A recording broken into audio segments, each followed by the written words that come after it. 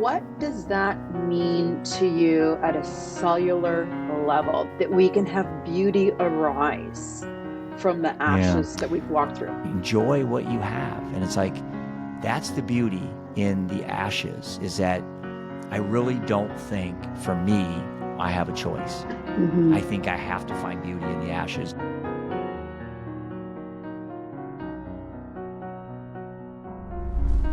Good morning, Jeff Johnston. Good morning, Dr. Suzanne Simpson.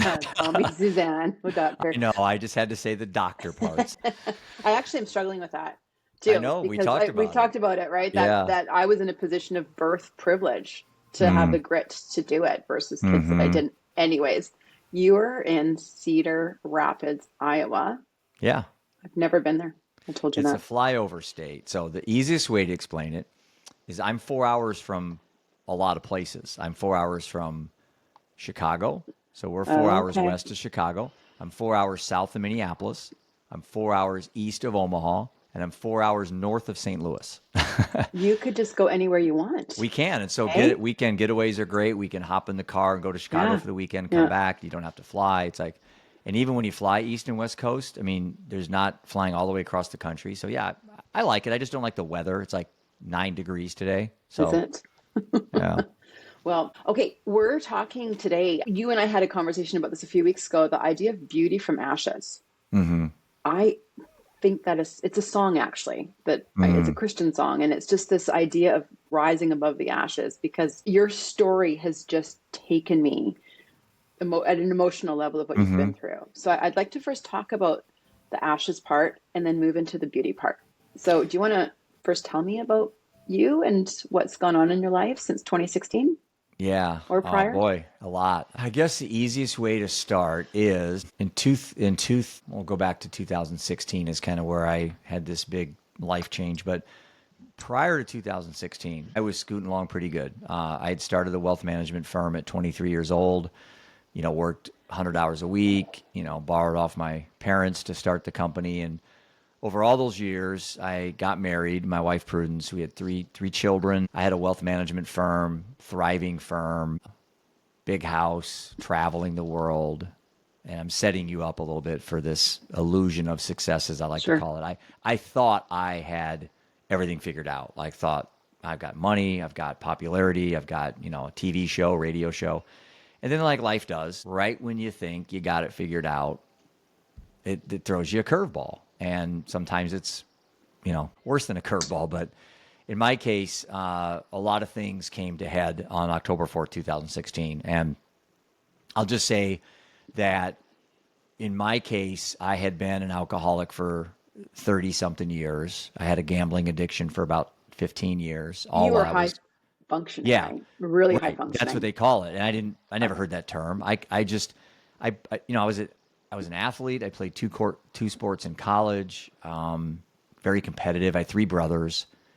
It's like, I felt like everything to me was competition, money, everything I did, I had to be the best at it.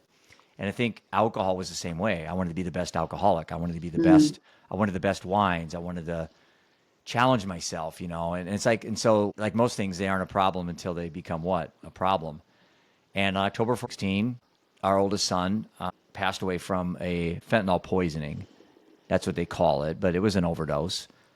I'm not one to worry about semantics. He's not here. Right. So there's a big debate on whether these are poisonings or overdose. I don't really care what you call it. I just know my Hmm. son's not here. He was 23, and he's right on my shoulder here. Fantastic young man. Super proud of him. But he had an addiction issue that started at 15. He was given Adderall. And I'm not throwing Adderall under the bus, but people ask me, where did this all start? Because they have young kids. They're like, I want to make sure I can, tell me where it started with you so I can look at my family and maybe figure Hmm. out if it's happening in my family. So I went back and did some looking, and I thought, well, for us, it really started at 15 when Seth was getting report cards from teachers saying that he wasn't paying attention or he was disruptive in class. And, I have a doctor father, Suzanne, so you think I would, have a really good understanding of this game, I guess. Hmm. And I didn't. I did what a lot of parents did. I just took him to the doctor. He must have something wrong with him. Well, in hindsight, obviously he didn't. He was just a 15-year-old male. I mean, show me a normal one. They don't Mm. exist. Yeah. Yeah. So, but I wasn't thinking that way. And so, he didn't conform to what the school thought should be a perfect student. And so I took him to the doctor. Well, a couple meetings, we walked out and they gave this big label on his forehead. Your son has attention deficit Mm. disorder. I'm like, all right, he's got a disorder. I mean, I have it, and I was never given any medicine. My dad being a doctor always told me that it was something that a superpower. So I grew up kind of thinking that way. A quote my dad said that really resonated with me, Suzanne. He said, "You can only take it out of kids. You can't put it in them." Now, the problem was, why didn't I think that way when I had children? Once my dad told me that when I was a young man. I got in trouble. I got arrested for shoplifting. I drank. I did all. I burnt the woods down in our backyard. I shot the neighbors' windows out. I did all that stuff. Hmm. But my dad, as a doctor, never got me on any prescription pills. And so, in an odd twist of fate, I don't know why I did it with my son. I don't know why I didn't take my dad's advice and just tell Seth it was a superpower, but I didn't. I went to the doctor, got Adderall. It's what we did, though. Yeah, It's what we were doing. It's yeah. even more I'm now, 58, actually. and that's Yeah. kind of the Yeah. environment I grew up in. Most of the parents in that bracket, didn't know what to do, and so anyway, I gave him Adderall, and the rest is history. And got into pot. The marijuana was becoming really popular. States were starting to legalize it. So Seth died in 16.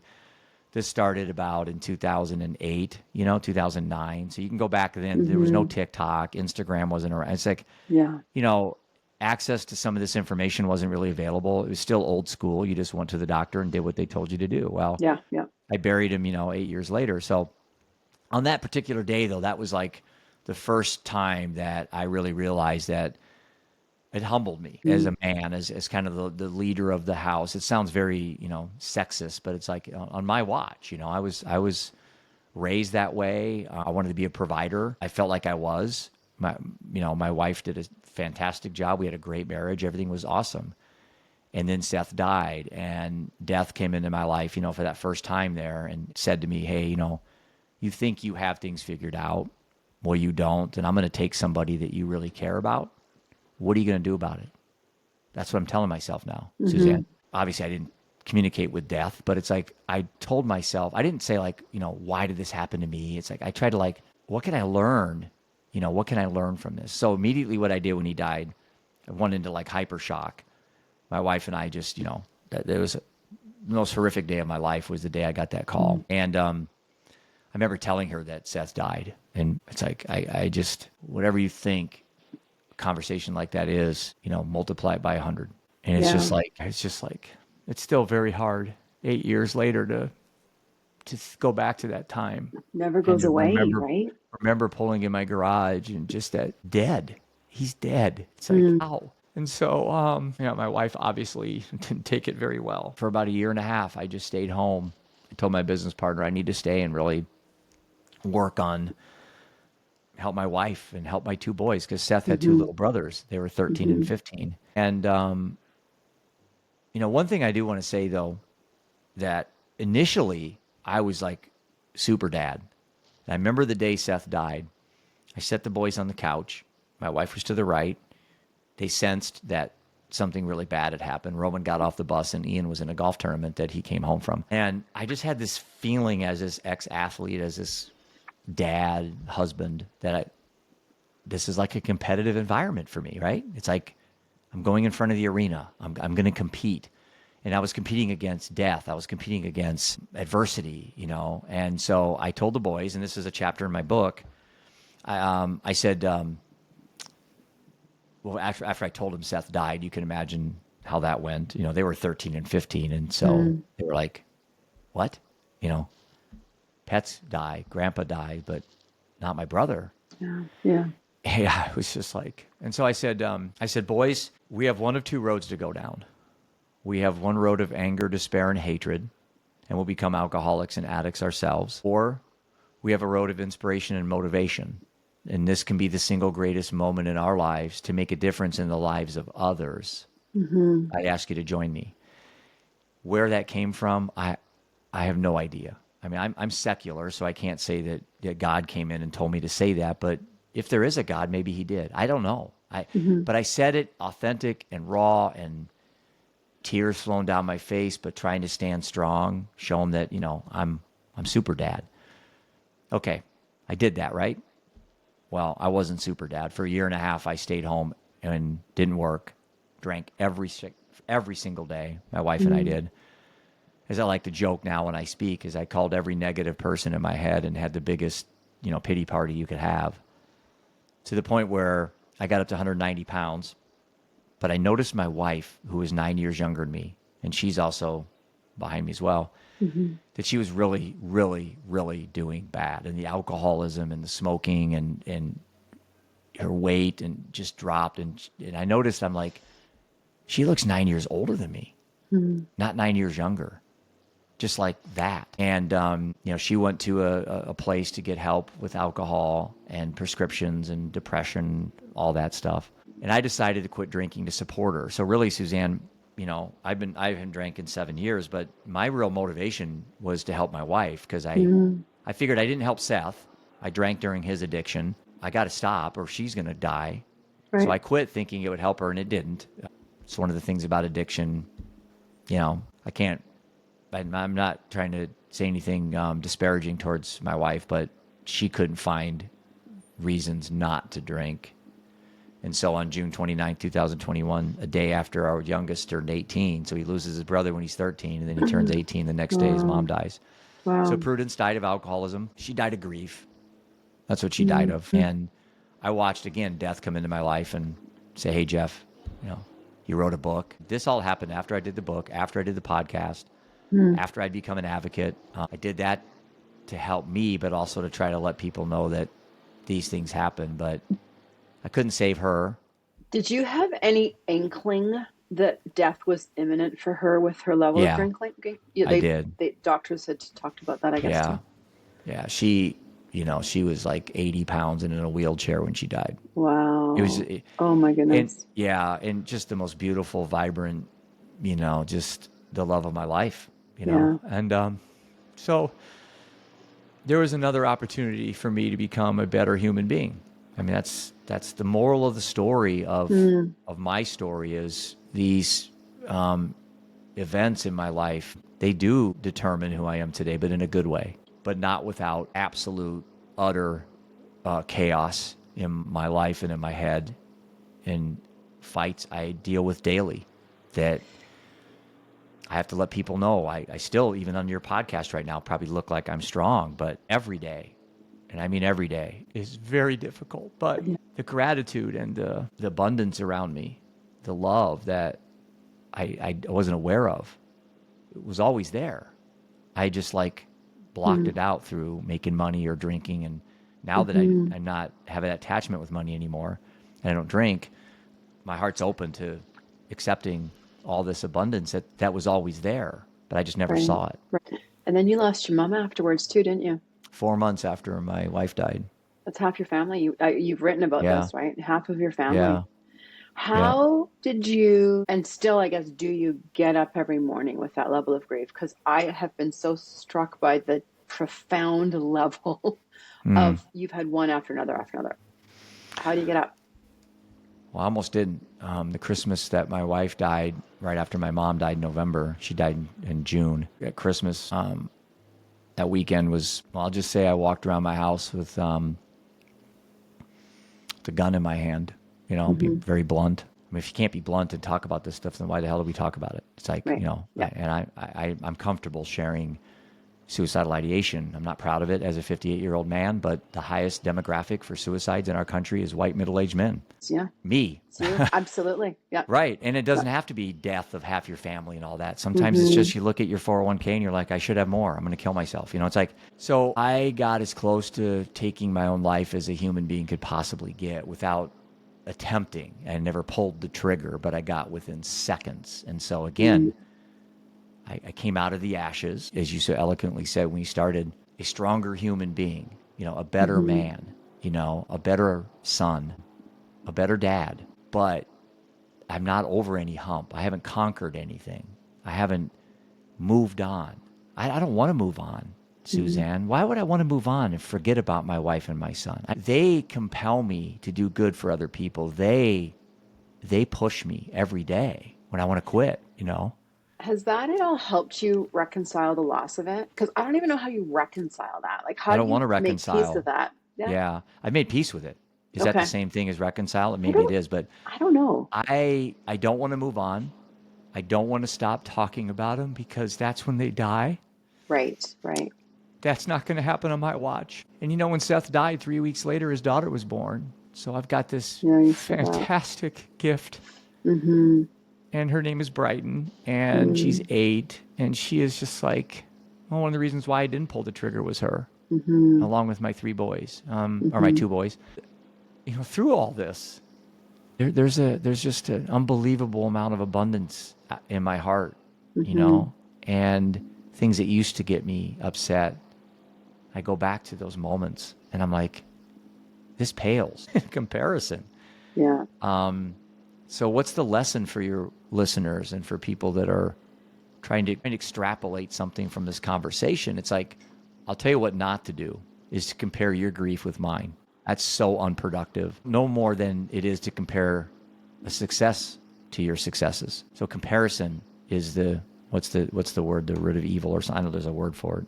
And so when I tell my story, people probably sit in the audience going, "Man, I'm depressed. I don't feel good, but geez, I haven't been through what this guy's been through. I don't have a right to be depressed." I'm like, "No, you do. You do. You've earned it. If you put your dog down, you don't have kids. You can Sure. be depressed. Plus, I Mm-hmm. hate that word. You can be sad. I don't believe in depression for Jeff Johnston. I believe in long periods of sadness, Sure. but I don't call myself depressed. You've kind of answered this, but I'm still going to ask the question. I'm curious if you could define it maybe a little bit more. Yeah. What have you learned about sorrow? About like pain and suffering. Like, has it taught you things? I mean, brought Yeah. you've been pulled away from some, aspects that you were tuned out with the world, right? Yeah. From drinking Mm-hmm. and the, maybe the frenzy of work. And you've mentioned gratitude. And I just Mm. don't, I'm wondering if you can, it's a hard question. Can you encapsulate a lesson that you have learned from sorrow? Yeah, a great question. I would say I've learned to respect it. I've learned to not attach my identity to it when it comes into me. Instead of thinking of sorrow as something that's in me, sorrow passes through me. And Okay. as an observer, I can observe it to die as quickly as it came into me. So I don't attach to it. So I don't say my pain and my suffering, because I don't identify with it. It's suffering. It's pain, but it's not mine. Mm-hmm. Just like I'm not depressed. I don't attach myself. I probably check all the DSM boxes for every frickin' label on the planet. I'm probably manic depressive. I'm probably bipolar. I'm probably, whatever you want to call me. I don't allow myself to attach to those labels. I'm just Jeff Johnston. I've got sadness. I've got sorrow. I've got pain, suffering, trauma. I've got hope, empathy, love, courage, inspiration. And all that stuff just comes through me, Mm-hmm. and even I was talking to someone the other day about happiness. And I'm like, I don't want happiness anymore. Mm-hmm. I've had it, but I've never had peace. That's what I want. I don't want to be rich. I want to be wealthy. There's a huge difference in terminology there. Right. And so at 58 years old, I have no desire to be happy. I just, that's a very unproductive realm for me to spend. But I want to find peace and Yeah. joy Yeah. and love Yeah. and empathy and all these things that have power. That's the depth of humanity, right? Right. Like that's the human soul. While you're talking, I'm thinking about a story I have of a boy on my psych unit that I was at for 5.5 years, and Mm-hmm. he had lost his best friend to toxic drug supply here in Okay. Vancouver. And he walked in one day and he'd been numbing, like he came in for substance use disorder and some mental health disorders. So he was concurrent and he had been sober since he had been to us. And previously he was just always high since this Mm, death. And he comes in crying to my classroom in the afternoon, like after class. And mm, I'm like, what's up? He said, I just got into the veterinarian program and my best friend would have been so happy for me, and tears streaming down his face mm-hmm. because of the depth of sorrow. And I said to him, this is exactly what you should be doing. You've not Mm, done this because he numbed it, right. right? So when the alcohol comes in or the drugs come in, you're not actually experiencing what we're supposed to be experiencing. Mm-hmm. And I said, this is healthy human emotion for you. as painful as it was, Yeah. tears down your face, but it's just that humanity and all the good and the bad and the gross. It just is. It's like, you know, when has any negative thought, negative emotion, negative feeling ever lasted permanently? Okay? Never. So I know that in advance. That's like a secret of the universe. It's like impermanence is like this beautiful thing the Stoics used to talk about the idea that nothing, thoughts weren't there a second ago. So, like, my little lizard brain, I think this way. Here I am talking to you right now. There's a thought over here, okay, that I haven't had yet in my head. And maybe it's like, I'll think about Seth. I'll think about, he'd have been 30 this year. I'll think about a Mm, football game. He loved to go to football games with me. That thought pops into my head just like that, like a random airwave that I picked up some communication. Okay? Well, as quickly as it came into my head, it's also going to go out the other side. It's also going to leave. And then I'll replace it with another thought. So if I'm just patient, if I just mm, allow myself to lean into it, yeah. accept it, and not numb it with alcohol or more negative thoughts. And this has taken many years of practice, Suzanne. I was not this guy years ago. And through meditation, really watching, I'm 140 pounds now. So I went from like 190 to 140. Mm, Lots of exercise, nothing extreme. I'm not a big beefy guy. I just like light weights. I like running on my elliptical. Toxicity in my life, I've eliminated all of it. I don't watch any mm, TV. I don't follow any news. I didn't follow the election. I don't really care. Whoever wins isn't going to change anything that I do. right. Nothing's going to change. And Mm, I tell my boys that because my sons get wrapped up in the politics. And I go, if this person wins or this person wins, do you still have to get up tomorrow morning? Do you still yeah. have to go to work? Do you still have to do the things you have to do? Why would Donald Trump have anything to do with what you're doing? Yeah. I like that. That's really Yeah. good. That's So really I've, good. I've, I've cut toxicity out of my life. Now I watch Yeah. like Netflix and I watch documentaries and stuff, but I'm not sitting there watching like I used to watch the stock market. I used to check my stocks on my phone, Mm, and when they went up, I felt rich. When they went down, I felt devastated. mm-hmm, Now I don't have that mm-hmm. attachment, but it took me losing half my family for me to, and almost myself, to come to that realization of what's really important in this. I got a very short window of life here. It's Yeah. like, do I want to spend it miserable or do I want to spend it trying to find peace? Yeah. You know what is interesting as you're also talking, I'm thinking about Gabor Mate Oh has yeah, said it's not so trauma, the effects of trauma is not the actual trauma, it's how it's processed afterwards. And I saw that over and over again of yeah, youth that had severe trauma. And if they didn't go home to a safe space, they didn't process anything. And that's when it rose up. And your whole story is one of taking what happened and you've had to hit it head on. You've been yeah. sober, you're confronting it, you're not ignoring it, you're having the gratitude and you're finding the abundance as you can within your new world. Yeah, and I think you're onto something in regards to finding the things that work for you. I can only tell people what works for me. Hmm. Somebody else may have a completely different perspective on self-care and all that, but it wasn't. It wasn't more of what I knew what would work. I just knew what wouldn't work. Sure. Alcohol wouldn't work. Yeah. And it never does. No, and Never. I've never done drugs, so I can't relate to that. Yeah. Gambling, that was one of my addictions for a long time. I could have easily, when Seth died, just went to the casino and just started gambling and drinking. And Hmm. I knew what I couldn't do, but I didn't know what I should do. And that's the fun part of the Hmm. journey I'm on. And I hate to say fun because they're like, God, how could you use that word? Well, yeah, if you can't laugh even at something like death, somehow make light of the situation, I do. Sometimes I just laugh out loud because I think of Seth, like, "Hey, Dad, you're an idiot." "Hey, Dad, what are you doing?" Or my Mm. wife saying, "I told you so," or and I laugh out loud. Yeah. And does that Hmm. make me delusional or deranged? I don't care what you call me. Yeah. I get up in the morning. I'm productive. I still cry every day, but my days get better. And I'm meeting some really neat people on this journey, like yourself. There's for anybody listening to this, first of all, I know you're going through something. It's like mathematically impossible to be our age and not have something bad happen in your life. Yeah.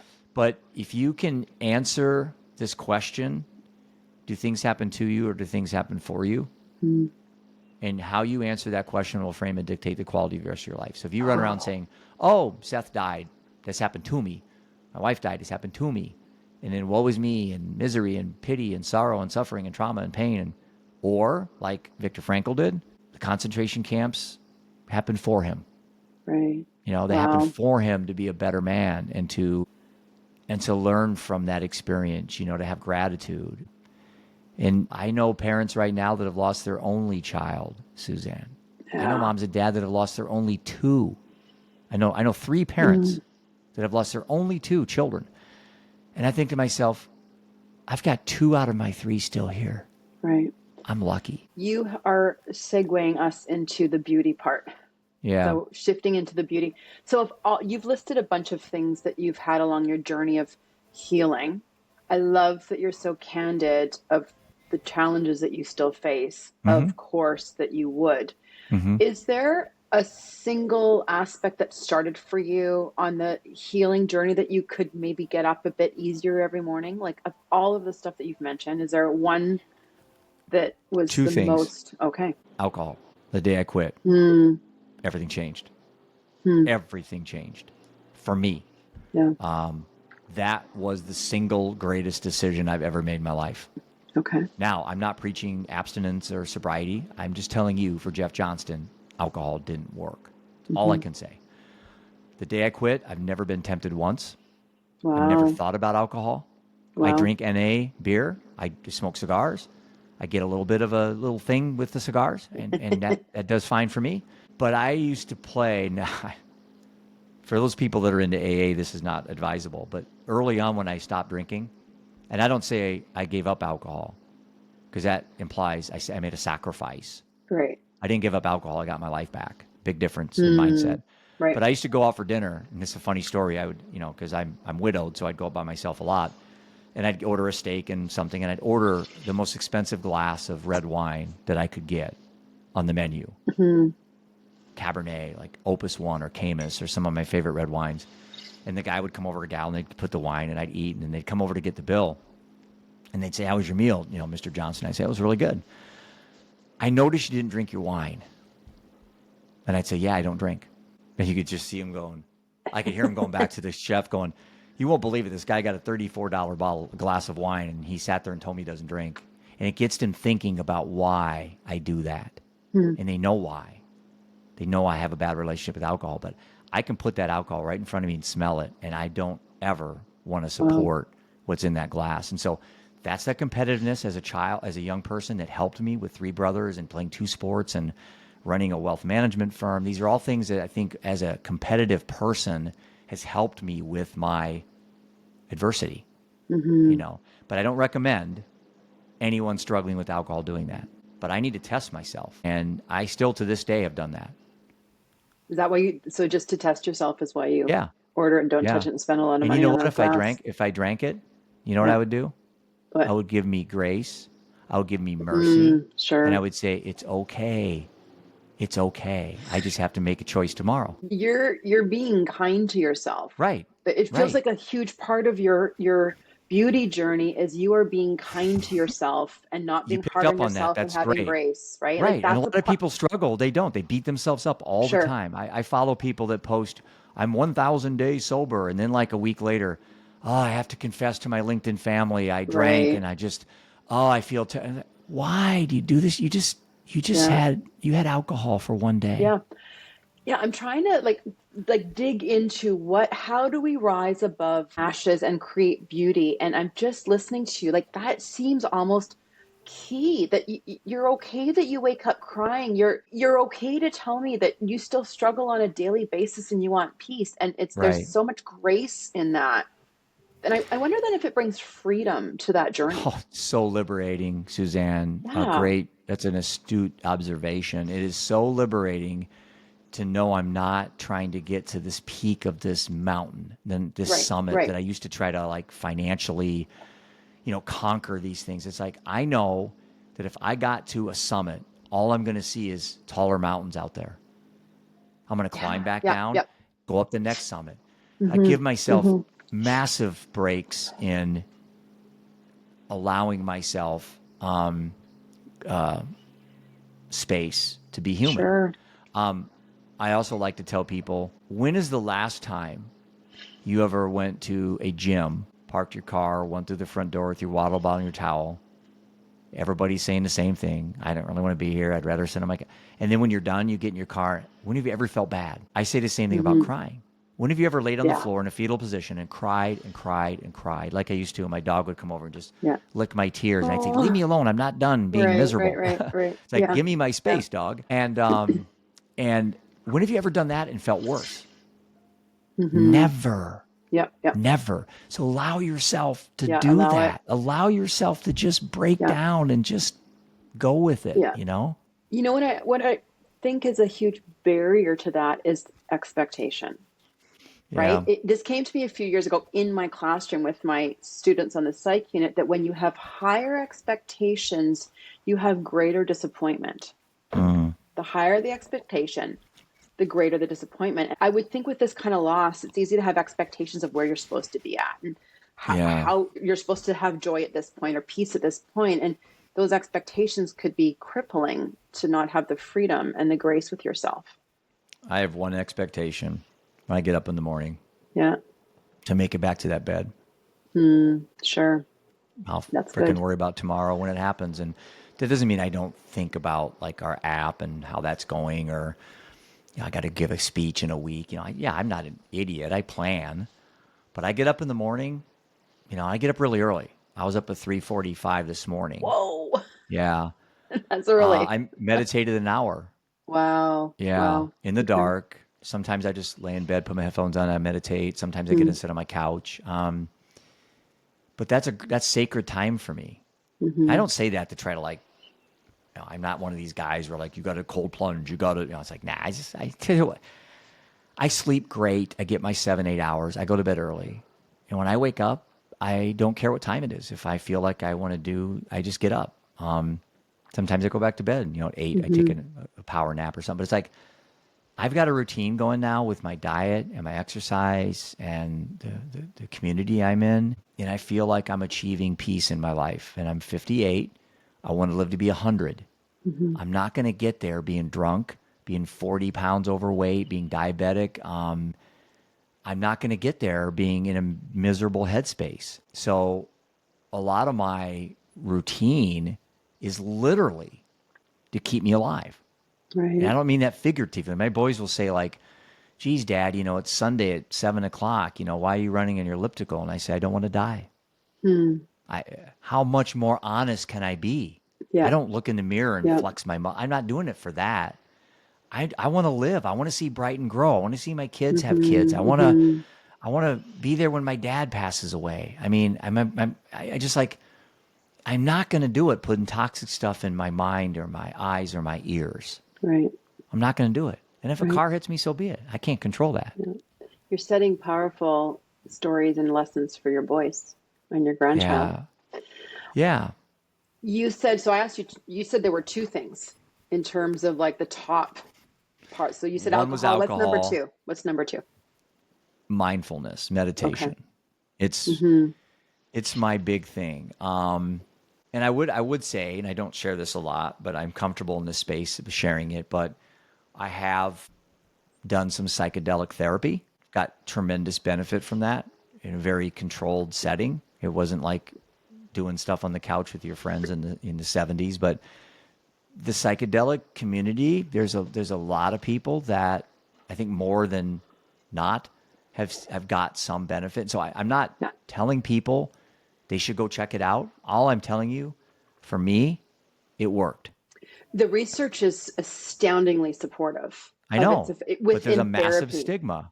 Yeah. Yeah, but there's you probably know the global study, right, of MDMA. Oh yeah. I was a Yeah. friend that's doing it here, and he said to me, the reason it's so successful is because it allows you to be in the position you need to be in to process Yeah. everything. So it's not anything else. He said, you now are just in that frame that you can honestly and with rawness Yeah. confront what happened. You know, Suzanne, out of and I've done like four, like I would call them journeys, Mm. all very well organized and structured, and there's nurses and IVs. I mean, all the protocols are there. And I will tell you the one thing that I needed for the universe to do for me was to quiet my ego. In the Mm. moment, my first journey, when my ego, and I'm like literally grabbing, because you're kind of lucid, you know, and there was someone on my left and right, and I'm like, where am I? I don't mean like what room I'm in, like, where am I? Mm. There is no I. There's no Jeff Johnston. That that is the most liberating thing I have ever experienced in my entire lifetime, and that was psilocybin and ketamine. Again, why I'm telling you this is you asked a question and I'm answering it Sure. honestly. I'm not advocating or promoting it. I'm just saying Yeah.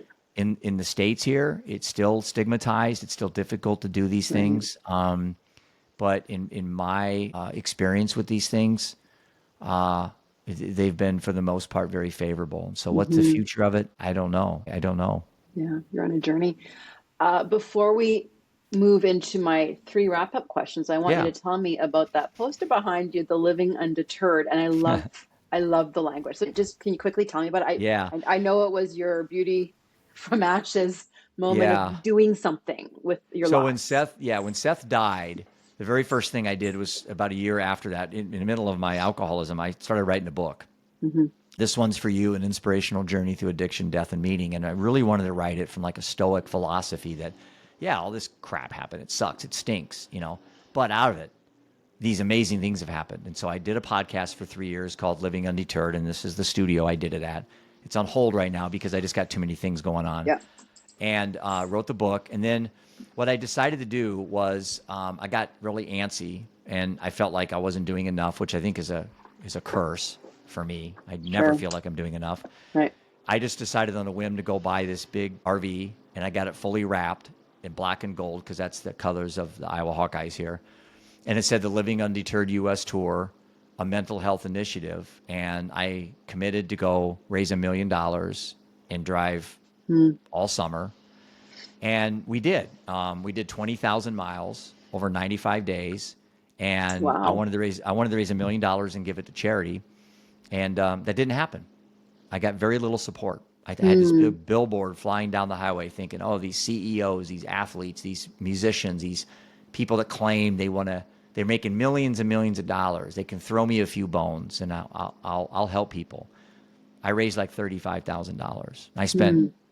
250,000 of my own money to do the Wow. I tour. didn't know that. I didn't know that. Yeah. And again, living undeterred means what? Right. This wasn't going to stop me. Keep going. So out of the tour, I came up with the app. Started the app, you know, Okay. a year and a half, 2 years ago. And so everything on this epic odyssey that I'm on has a purpose, but it Hmm. wasn't a purpose that was given to me. I revealed it through doing something. Like you can sit and wait for purpose to show up. Well, death Hmm. came into my life, and all of a sudden I could say, well, that's my purpose. Well, what happens if death doesn't come into your life? What's your purpose? It's like I went out and found my purpose because I just went out and did stuff. I just Hmm. advocated and met people and talked and finally found this lane. I like working with kids, young adults and their mental health. That's kind of where Hmm. all this has come to now with the app. Which is a mental health support app for Yeah. youth, particularly, and parents access it too, right? Yeah, and actually we have more adults now using it than kids. Do It's kind you? of cool I'll offshoot. put that in the show notes later because I know that Yeah. that's a big thing on your plate. Okay, I always do three wrap-up questions. Can you hear the noise in my background, by the way? Can you Mm-mm. hear? Oh, really? They're Mm-mm. tearing down the building behind me. It's like my No. backyard, and the whole thing's coming down. I have soft music on. I Oh, listen to nice. music when I work, Okay. and so that I'm kind of Oh, hearing that through my headphones. I got a digger here as we're recording. We'll I see if can't it hear shows anything. up. Okay. Here's question number one. Is the word connection has come up within themes that you've talked about, and it could be connection to so many different things. What have you learned about connection within the rising from the ashes journey? I'll answer it this way. Okay. I had to connect with my myself first before I connected anybody. And through this exploration of like my spiritual journey I'm on, again, as a secular person, agnostic, I'm not a believer. That's tough. Why am I doing all this stuff? If I was a religious person, I could say, well, God's anointed me and God's telling me to do this, but I don't believe in that. So it's like, Right. so for me, that was the biggest, like probably the thing was for me to like connect with myself and my source. So I call it a source. I don't call it a higher power, because I will tell you that I feel a sense of something with me, but not above me. Like I don't feel like I'm worshiping something. I feel like something is with me. Like I am it. Like, so that connection to me isn't with other people. It is. But first it was with me. Right. I had to like fall in love with me, you know. And have the And grace with yourself. I'm still working on that. Yeah. And allowing yourself the bad days, like all that you Right. said before is all connecting with yourself and And loving if you can't yourself do and that giving that first, then you grace. can't connect with anybody. Totally. Yeah. Yeah, I Yeah. hadn't thought of that part. Yeah. Absolutely. Yep. You've also mentioned like connection with your family and even Mm-hmm. with mindfulness. You're Mm-hmm. connecting with the world around you with mindfulness. Mm-hmm. Yeah. What mindfulness has allowed me to do, going back to this quieting of the ego, is that since there is no I, there's just we.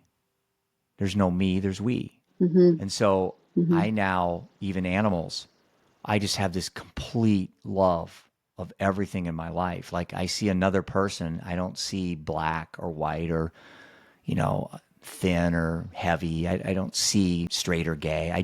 I see other people that could easily just be me looking at me. And Mm-hmm. so through my spiritual journey, there's this humbling, this calming that, we're all in this together.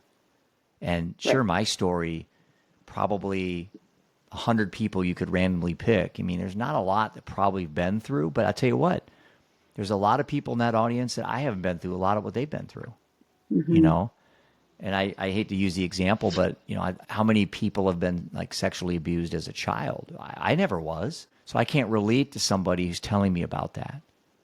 But I have so much empathy for that person now because I know they can't relate to what I've been through. So I don't really care. It's like that saying that goes on, you don't understand what I've been through. It's like that's just like that's a toxic way to think about life. Of course you Mm-hmm. don't. Why would you? You're you. Right. I don't understand what you've been through. Right. So I think that part of that second part of your question is that kind of that humbling, liberating feeling of just kind of letting go of some of these Totally. things I attach to. Totally. For me, and this is maybe my Christian belief, I have a visual of just letting myself fall. Yeah. Falling for me with my faith, it's being caught Right. by my Yes. God. But I think for everybody, like just that you have to let go and just Yeah. falling and allow yourself to be caught. That means different things for different people, the catching Right. And that's part. the beauty of the human experience is there's no right or you're not right. I'm not right. You're not wrong. It's like most of these religions have very similar themes. Even people that are agnostic like me that are spiritual, what is spirituality, right? It's like a faith or a belief that this isn't all just random luck. Hmm. I'm just like okay with not knowing. That's the biggest thing. My best friends are almost all, Christians or Catholics or whatever. Okay. Well, they know. The only difference between me is I don't know. I'm still a good person. I don't lie, steal, and cheat. I help other people. It's like, does it, I guess, does it really matter what I believe if my behavior is really authentic and good? Yeah, it's an interesting thing. You and I talked about this a few weeks ago, right? Just your journey Hmm. to this. I think spirituality is so important, but it means so And much I have it. to I'm different fully people. spiritual. Well, Yeah. look at what your morning Yeah. routine. Right. Absolutely. Okay, here's Yeah. my wrap up question number Okay. two. You have two boys. Right. How old are they now? 2021. Okay, and then your granddaughter is 8, and you are Eight. probably having more. What is the one thing that you want penetrated to your children and grandchildren and great grandchildren? So the one thing of living in this world of all the muck and the mire and the beauty that is deep within their hearts and souls, if you could micromanage that. Yeah. You know, lead by example is always what I've told my boys. Mm, And My son's played a lot of youth sports, and I used to say, I'm not worried about the outcome. I'm worried about your effort. I'm worried about what you put into it. It's like you expect to have all these things in your life, but you don't want to be willing to put into it. Well, I want to live to 100. I have to put into Right. my day to get there. I got to get to Mm-hmm. 60 first, but it's like, how can you expect these things? You want to be financially successful. Well, going to college will help. Yeah. Not gambling will help. Not doing drugs will. So it's like lead by example. And I didn't for many years as a drunk dad. Mm-hmm. I didn't. But you know what? I give myself grace for those periods of my life where I could have been better, Right. because now I have the chance where I can be better. And I'm still learning. I mean, Mm-hmm. I think like on a scale to 1 to 100, I'm at like a 2. I have that Of, much upside to sure. learn. Yeah. And, that is what's fun about the journey I'm on. I used fun twice today. And people watching this Yeah. think this is a very like morbid conversation. I'm really enjoying this conversation with you. We've had our moments. I've cried. It's been difficult. But at the end of this conversation, I think myself, you, and everyone watching is going to come away with something, Mm-hmm. something. And it's one thing. That's all we need. You don't need to have 20 things from this podcast. It's like one. What's the one thing I got out of this? You asked some really good questions now that have taught me to be a better person in asking questions to Mm-hmm. people, you know? So I learned something today. And so there's a lesson to learn in everybody's misery, in everybody's chaos. There are really good lessons to learn. And it's kind of our job to find them. Sometimes they're right there. Yeah. Sometimes they're not. And that's the spiritual journey I'm on. And I don't think I'll ever get to the end. And even when I die, I like to think the journey continues. Mm-hmm. And if it doesn't, then I better not waste time here. If this is the only life I Yeah. got and there Yeah. is no afterlife, then man, Do it well. I gotta make heaven on earth Do right it now. well. Yeah. Yeah. Right. And if there is an afterlife, I'm doing everything I can to make sure it's a good one. Yeah. So it's like a win-win. Yeah. Here's my last question. Then we're wrapping it up. I'm prefacing the question by telling you, and I know I've said this to you before, is from one parent to another. I just have been so gutted reading your story and hearing about it. And I did a double take actually on your story when Mm, you and I first connected. yeah. And I just, my heart is so out to you because you have lived my nightmare. I have two kids Yeah. who are now 19 and 20. And when you and I talk, this concept of beauty from ashes arose. And I don't care about what's SEO friendly for the title. That is going to be the title of this, is beauty from ashes. And so my Yeah. question is, leading up to this, is what does that mean to you at a cellular level? That maybe just the concept or the possibility that we can have beauty arise from the Yeah. ashes that we have have to walk through. Well, they have to. You don't really have a choice. Some You people have to find, do. well, the choice is what? Alcoholism, death, Yeah, suicide. some I people don't want to do. do that. So to me, there isn't a choice. There really isn't. I want to live to 100. Mm-hmm. So I've already made that commitment to my soul, to my spirit, is I want to live to be 100. I know I'm going to get bad calls. I know there's I tell my boys this all the time. You're one call away from your life changing. You're Right. one Yeah. Yeah. person Yeah. texting in a car passing you. You're one Mm-hmm. something. Some person walks into a mall and shoots up. You're one just thing away. So don't waste time. Enjoy what you have. And it's like that's the beauty in the ashes, is that I really don't think for me I have a choice. Mm-hmm. I think I have to find beauty in the ashes. And if it's not relevant, like right in front of me, Mm-hmm. I got to make it up. Mm-hmm. I have to fabricate something, tell myself a story that believes that, even if it isn't true, you know? And again, and maybe somebody watching this can look themselves in the mirror when they get off this podcast and go, man, my life isn't as bad as I think it is. Right. It's not as good either. And then that's that balance. That's that harmony, that I'm on a pursuit for peace and harmony and joy. And I know I'll probably never get there, but I like the journey right now. It's so, I don't know. I don't know.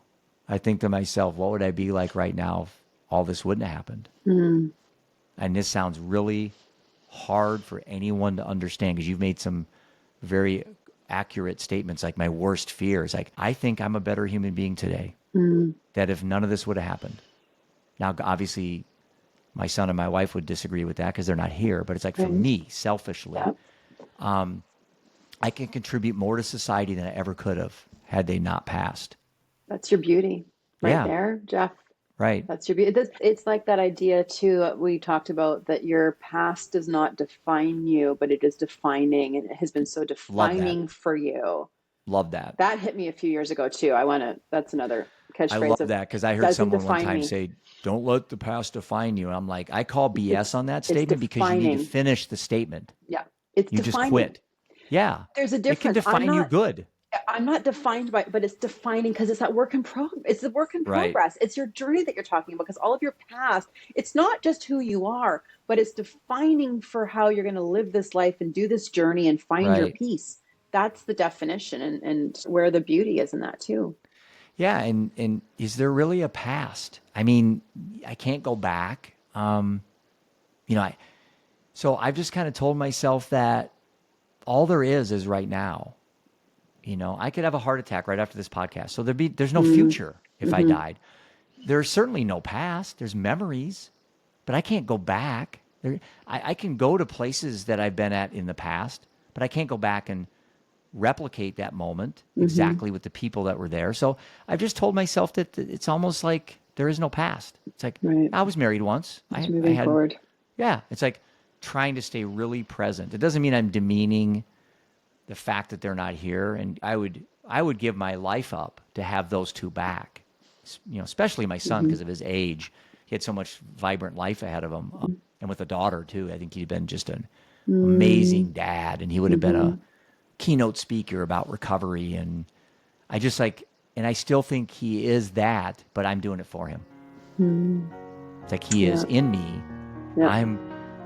I am that advocate for him. I'm that You voice are. for him. Right. Yeah. And Yeah. and that I have to live to 100. I don't Yeah. want him to die because he speaks through me.